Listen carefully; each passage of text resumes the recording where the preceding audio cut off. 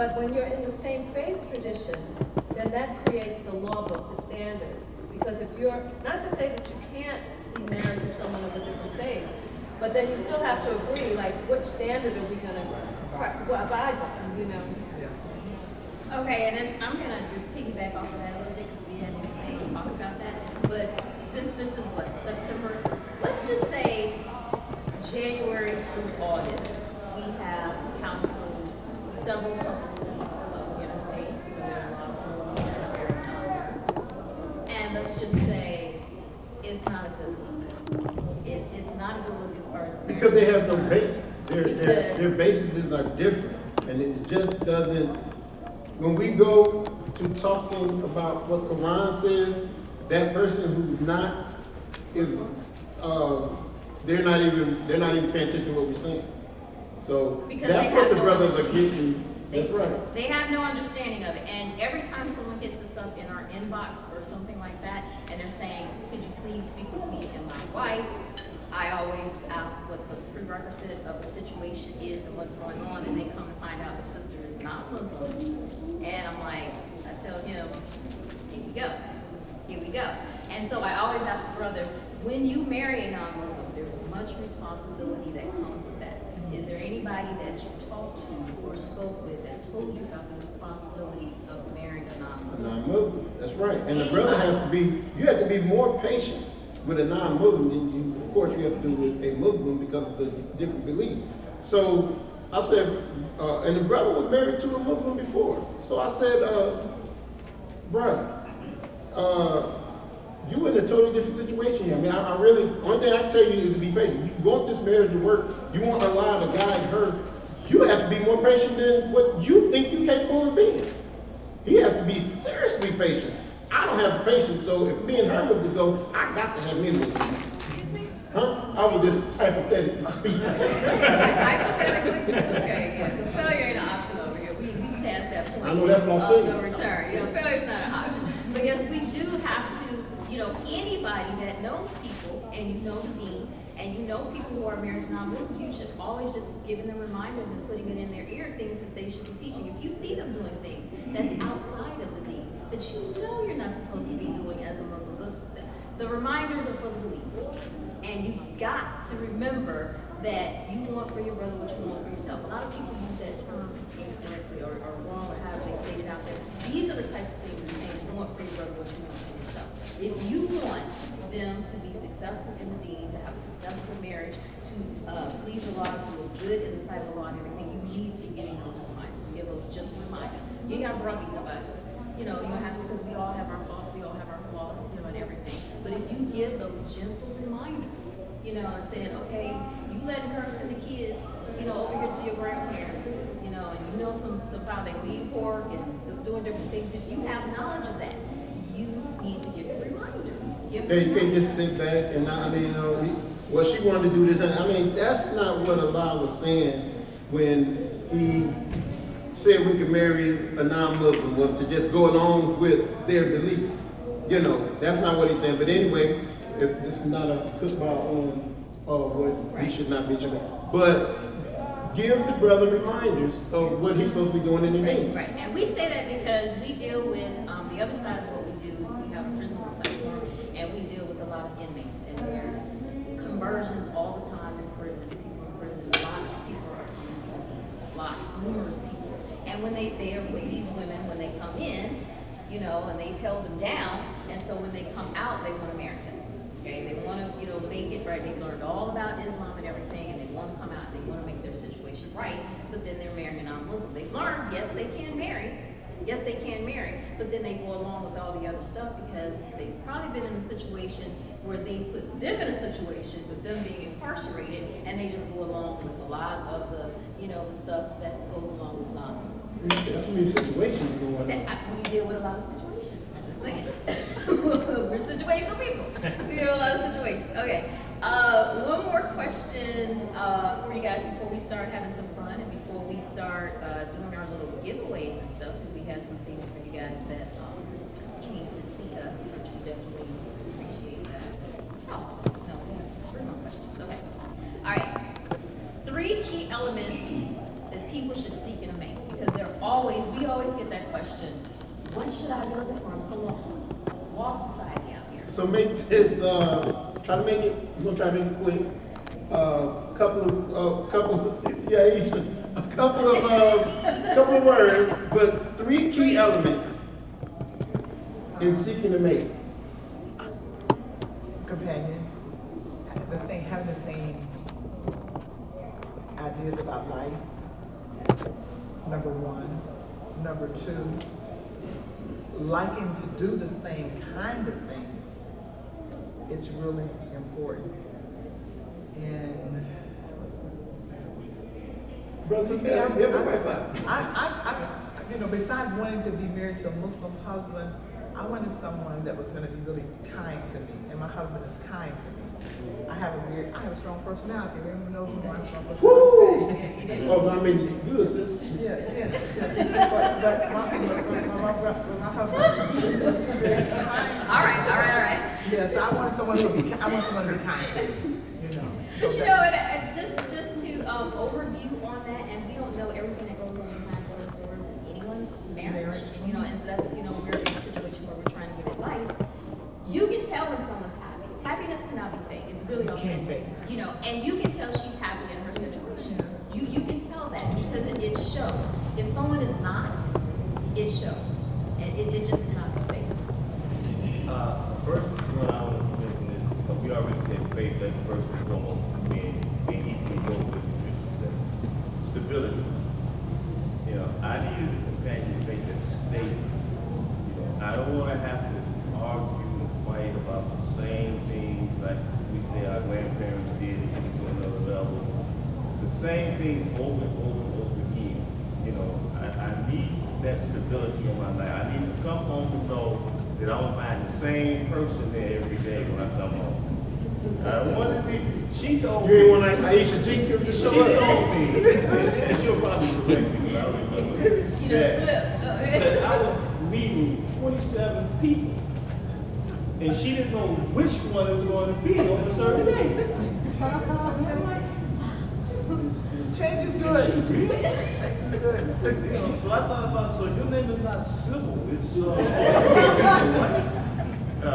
And compatibility. We have to be able to get along with each other. We all like the same things, we all like to do the same things, it helps to like the same food.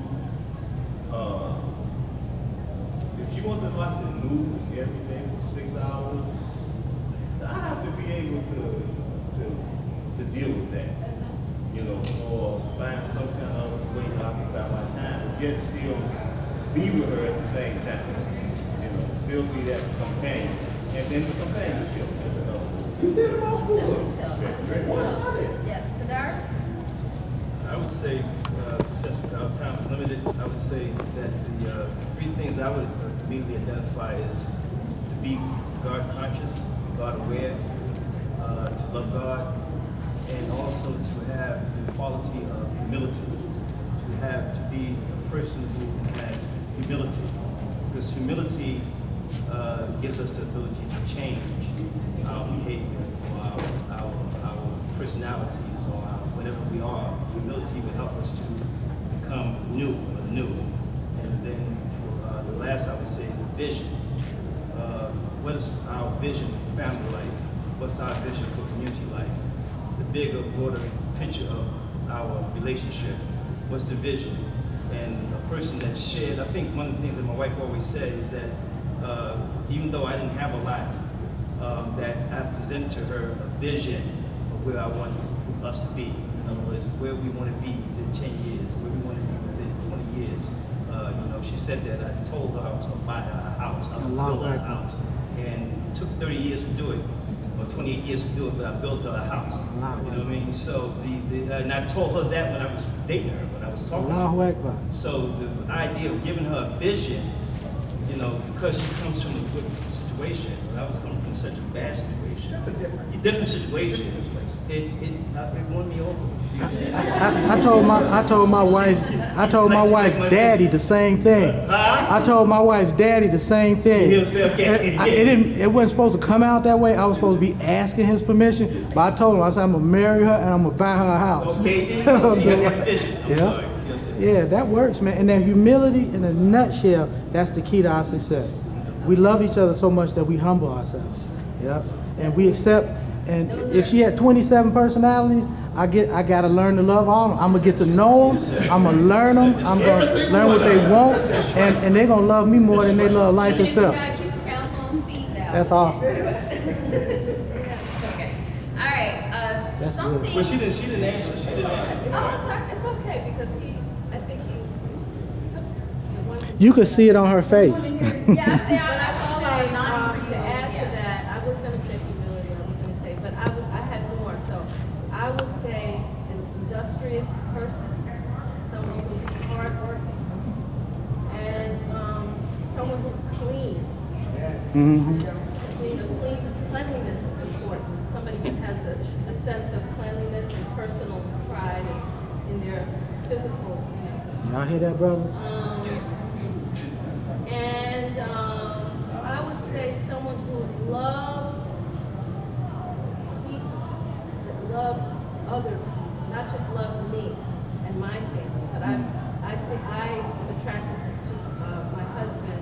One of the things I love about him is that he really loves people, and I love that about him.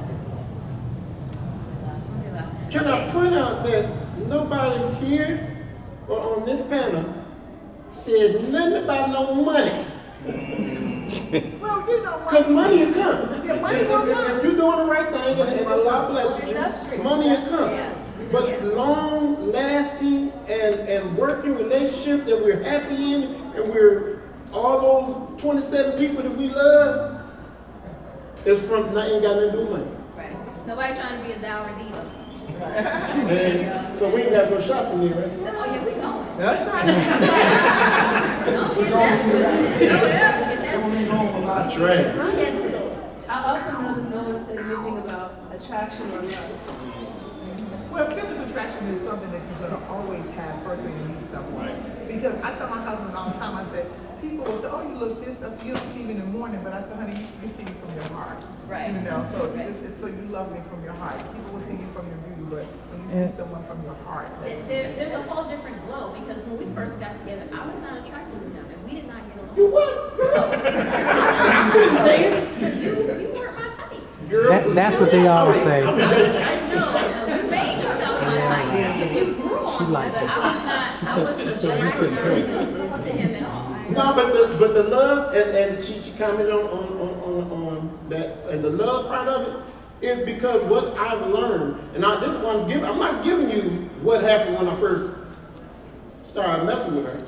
I mean, married her. So, All right.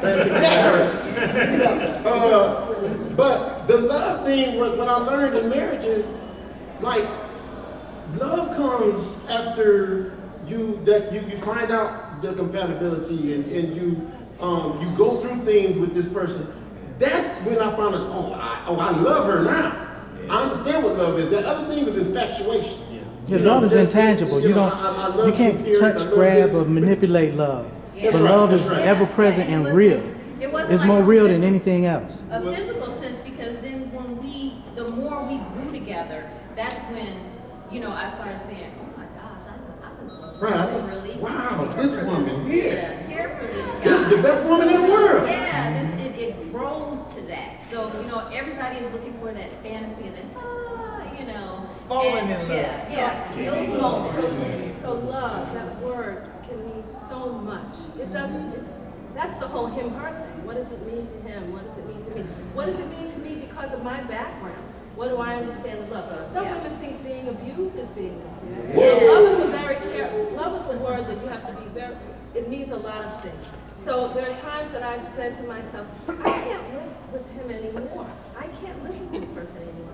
But this is really my soulmate. Like, this is the person who I dream with. That and you I work- couldn't see yourself living without him. And so, like, how do I negotiate telling his new wife that I am his partner and I still have to talk to him and we have to figure things out together? Isn't that something? You know what I mean? Yeah. That's so complicated. He's the That's first what one makes you it want to complicated. call. Yes. He's the first. Yes. So what does that mean Yes. when I'm feeling like the logistics of, I can't live with this person person anymore because, you know, we just don't meet eye to eye on things. At the same time, I want to see him win. You know, I believe in what he's doing. So, you know what I mean? So to some people, it would be like, I'm not in love with you anymore. But aren't I still really in love with this man? Mm-hmm. So love is a different level. But you're not going to find that 2 years, 3 years, 5 years into the relationship. You're not going to find that. You're going to, they said, man, what about 15 years? Man, give me the 20 years and beyond. Right. I say that about my sister. But 20 years and beyond, anybody who's been married 20 years and beyond and they still happy in that relationship, get advice from them. Because 12 years, we've been married 12 years, and 12 I got years 23 years. We just met. It's like, this is I can tell you exactly what love is. Love is vulnerability. Allowing yourself. I should be up there. I've been married 23 years.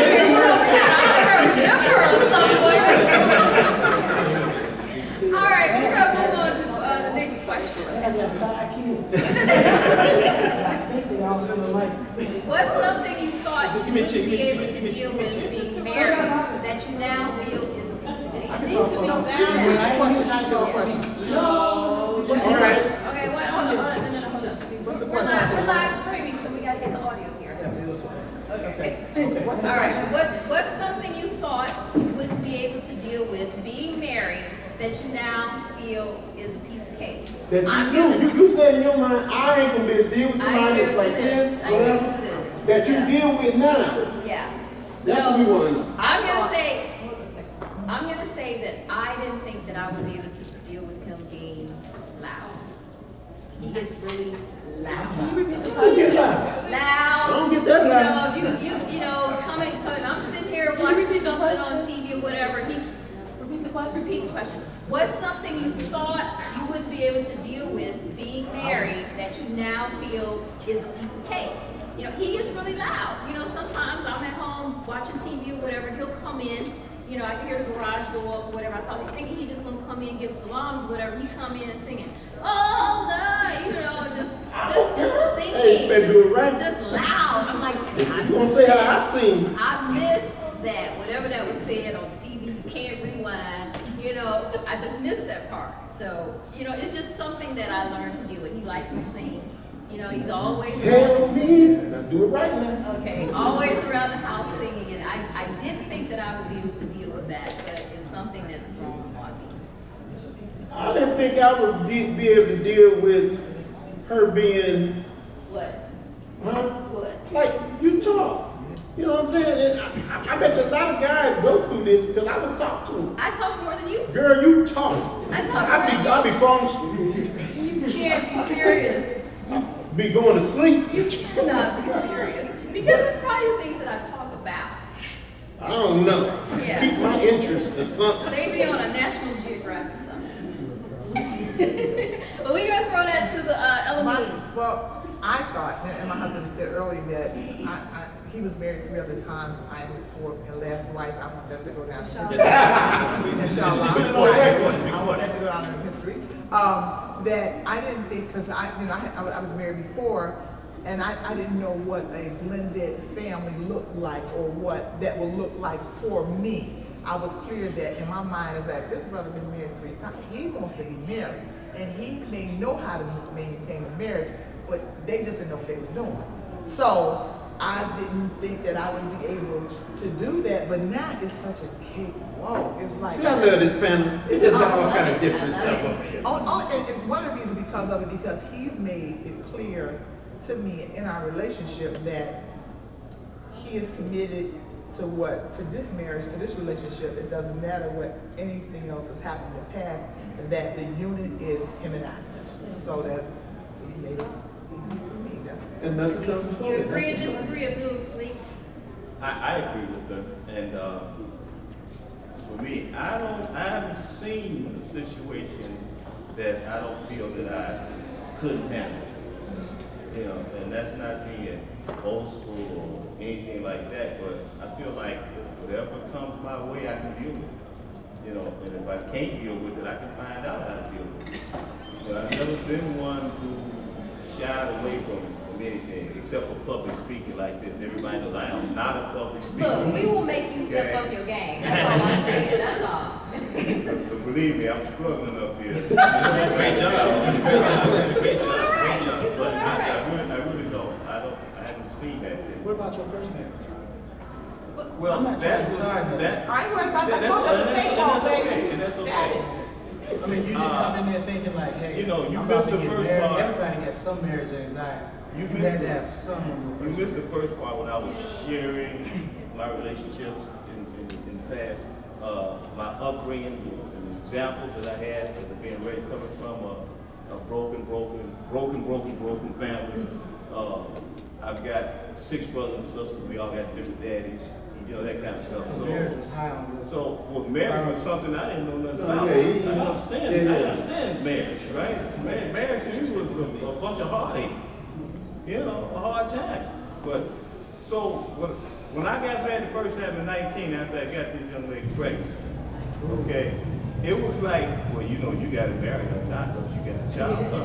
You got to take care of this baby. Shotgun. You know, yeah, basically. So, but after getting into it and maturing in my life, and like Brother Latif, finding out Islam, he's like, well, I come home one day and say, baby, I'm gonna get Muslim. You know, we ain't doing this no more.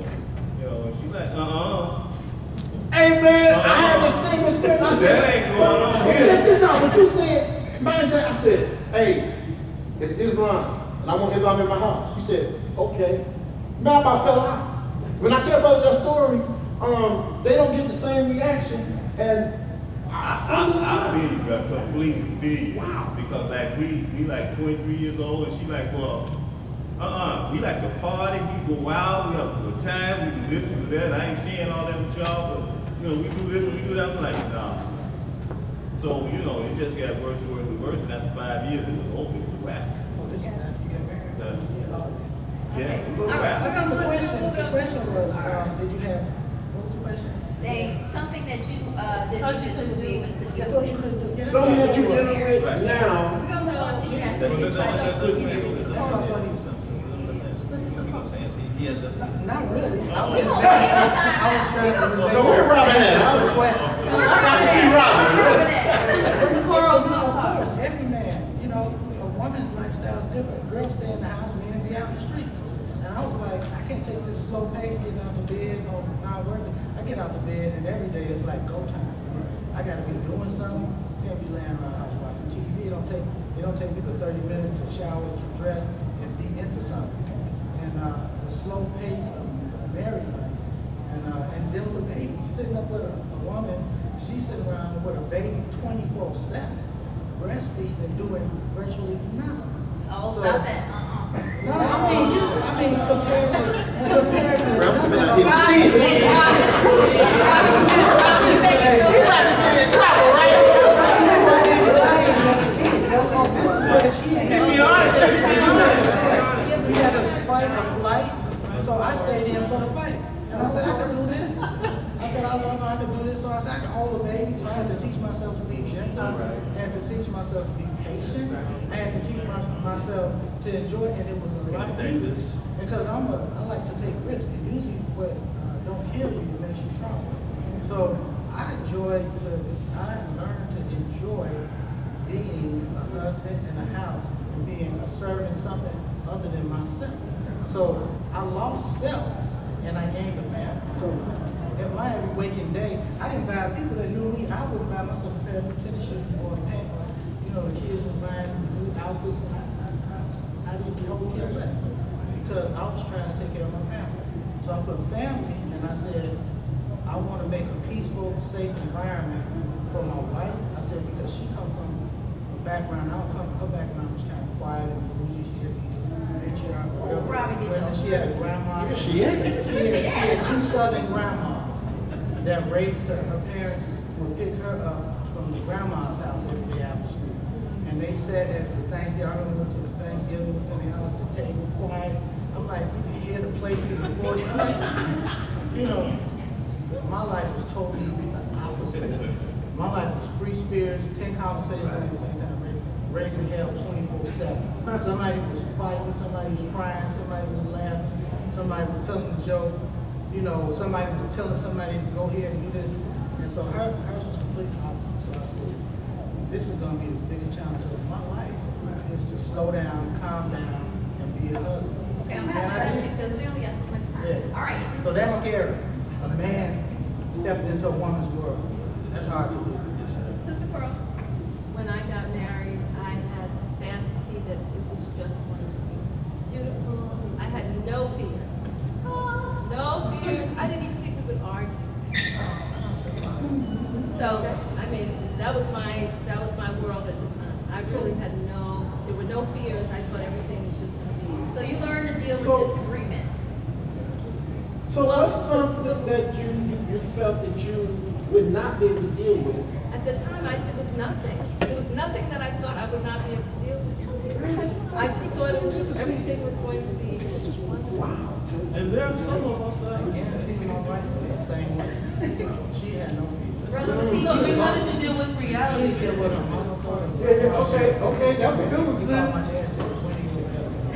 Hey, okay, so when reality hit that something that you had to deal with this brother, and When life got real. you know, something it got real up in here. Oh my God, oh my God, oh my God. So when the reality, so now something that really happened That that I you had see to with master. him, that in him, yeah. That I had to master. Yes. Okay, that's a better.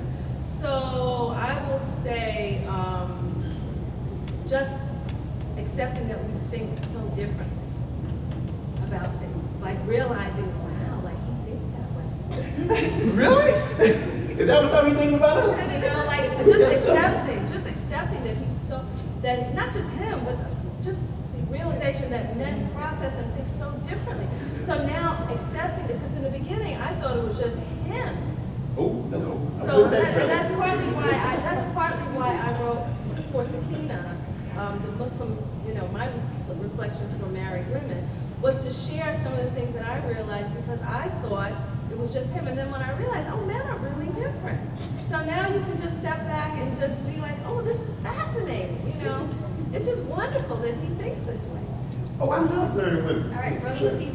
The thing that come to my mind, the thing that I thought that I had to adjust in my mind is her ability to be articulate and to be talkative. And I'm not saying it in a negative way, but her ability to be articulate and to be talkative